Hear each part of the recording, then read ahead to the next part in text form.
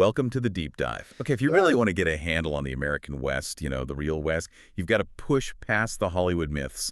Find the actual people who brought some kind of order to the frontier. Today we're talking about this huge, dangerous area, 75,000 square miles, basically lawless, west of the Mississippi. And the man who stepped into that void, Reeves. Our goal here in this deep dive is to look at the sources and understand, well, not just his incredible life story, but the specific skills, the unique mix of abilities, and frankly, the sheer integrity that took a man born into slavery and turned him into one of the most effective deputy U.S. Marshals ever. That's exactly the angle. Our sources lay out his life, chronologically born enslaved 1838, died 1910. But we're digging deeper than just dates. We want to pinpoint those moments, the specific knowledge he picked up. That explains how he did it, how he survived decades, caught over 3,000 criminals, and became, well, a legend. And it starts in about the toughest circumstances imaginable. Yeah. 1838, Arkansas, born into slavery, property of Colonel George Reeves. Later moved with the family to Texas. But then in the 1860s, the Civil War, everything changed. Right. The war wasn't just a national upheaval for him. It was a chance, a desperate one. When Colonel Reeves went off to fight for the Confederacy, Bass Reeves saw his moment and fled. And he didn't just run away, he ran into Indian Territory, what's now Oklahoma. That escape, it wasn't just about freedom from chains, it was basically survival training that shaped his entire future. Yeah, and what he learned there, he couldn't buy that education. Years living among Seminole Creek Cherokee people, he had to become an expert hunter, a top scout, just to eat and stay alive out there. It was unforgiving. And it gets really specific. He didn't just learn how to survive. The sources point out the Creeks specifically taught him precision tracking, real techniques. And combat skills too, firearms, sure, but also hand-to-hand, stuff you needed daily. These weren't abstract lessons. They became his toolkit later on. Plus, he picked up something else, something almost nobody else had. While living there, he became fluent, not just passable, but fluent in multiple Native American languages. Just think about that. Other lawmen, white lawmen, went into that territory practically blind and deaf. Reeves could move around, talk to people, get information nobody else could touch. That language skill, you really can't overstate how big a strategic advantage that was. It was huge. But it wasn't just practical skills. The sources also mentioned something about his character forming then. He saw and maybe absorbed values like honor, justice from the tribal leaders themselves. It shaped how he saw the law long before he ever pinned on a badge, like a self-made code. Okay, so the war ends. Reeves settles back in Arkansas, gets married, starts a farm. He gets a local reputation, right? Great with horses, incredible shot. But by 1875, that place he knew so well, Indian Territory. It's a mess, outlaws everywhere, total chaos. Which brings us to Judge Isaac Parker, the hanging judge of Fort Smith, Arkansas. And that nickname wasn't just for show. Parker had this enormous territory to oversee, basically unpoliced.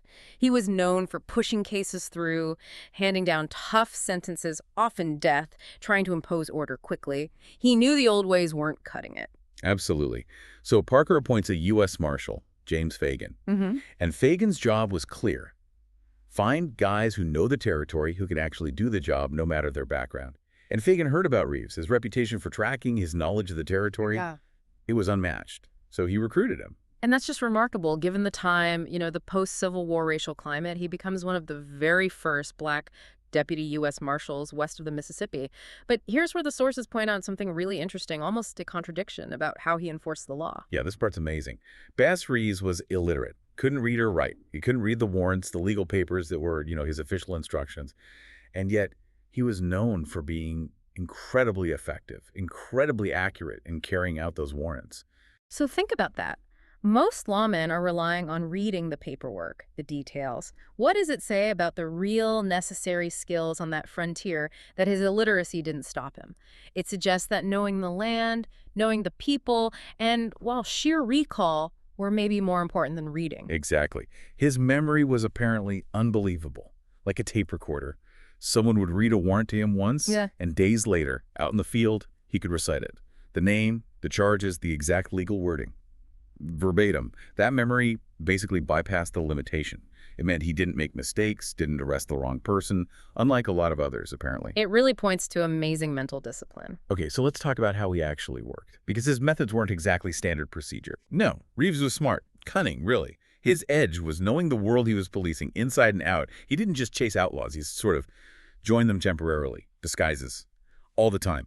He'd dress up like a dirt-poor farmer, maybe a beggar, sometimes even pretend to be on the run himself. Simple clothes, pull-down hat, blend right in, it let him get close, build a little trust right up until the moment he showed the badge.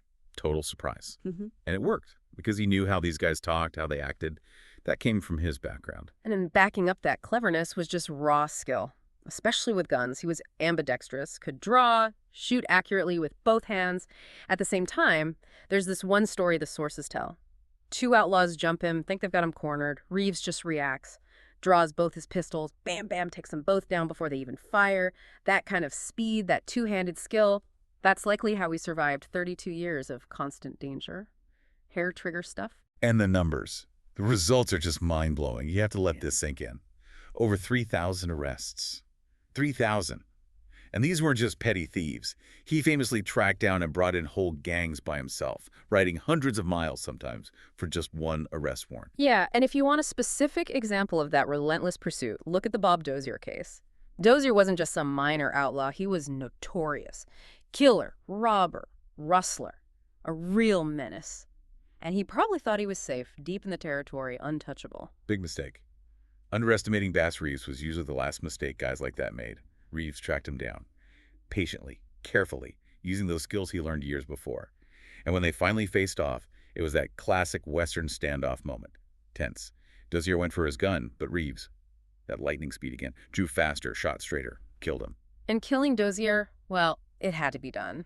But it also sent a message across the territory. Outlaws started to understand. If Bass Reeves had your warrant, it was pretty much game over, one way or another. Right, so that skill, that efficiency, that's one part of the legend. But there's another side, maybe even more important. There's this one incident.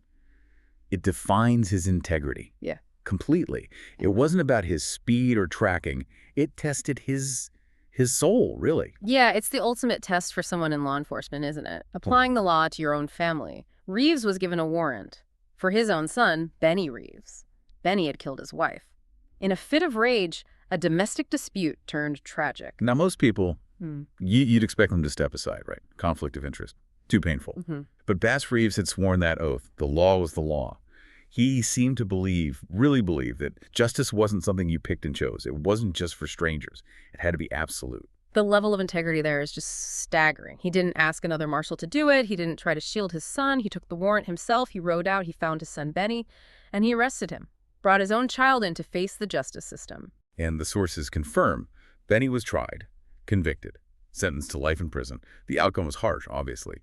But Reeves's action, arresting his own son, it shouted louder than anything else. Nobody, not family, not friends, nobody was above the law he represented. That act, that moral courage, that's maybe the core of his legend. And through all that danger, all those tough choices, those gunfights, he retires in 1907, 32 years as a deputy U.S. Marshal. And the astonishing thing, he was never once wounded by a bullet. It's almost unbelievable. Speaks volumes about his skill, his awareness. Yeah. Maybe, yeah, a little bit of luck, too. He died in 1910, and the sources say, yeah, he was kind of forgotten by mainstream history for a long time. But his influence, especially for black law enforcement officers who came later, that persisted, which leads to that really interesting connection, or possible connection, the Lone Ranger. Right. A lot of historians make a pretty strong case that Bass Reeves's life was, at least partly, the inspiration for the Lone Ranger character.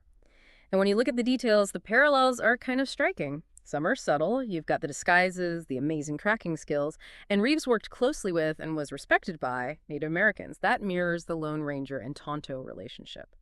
The argument goes that the core story, this heroic lawman, master of the frontier, driven by justice, might have been adapted from this real-life black hero into a fictional white one. Now, it's debated for sure, but regardless, his actual achievements were immense. He played a huge part in bringing some semblance of law to that frontier, and his story really underscores that heroism is about what you do, your character, not your race. So, pulling it all together, what made Bass Reeves so successful? It seems like this unique combination. On one hand, all that practical frontier knowledge, the tracking, the languages, gained from his time in Indian Territory. That let him operate where others couldn't.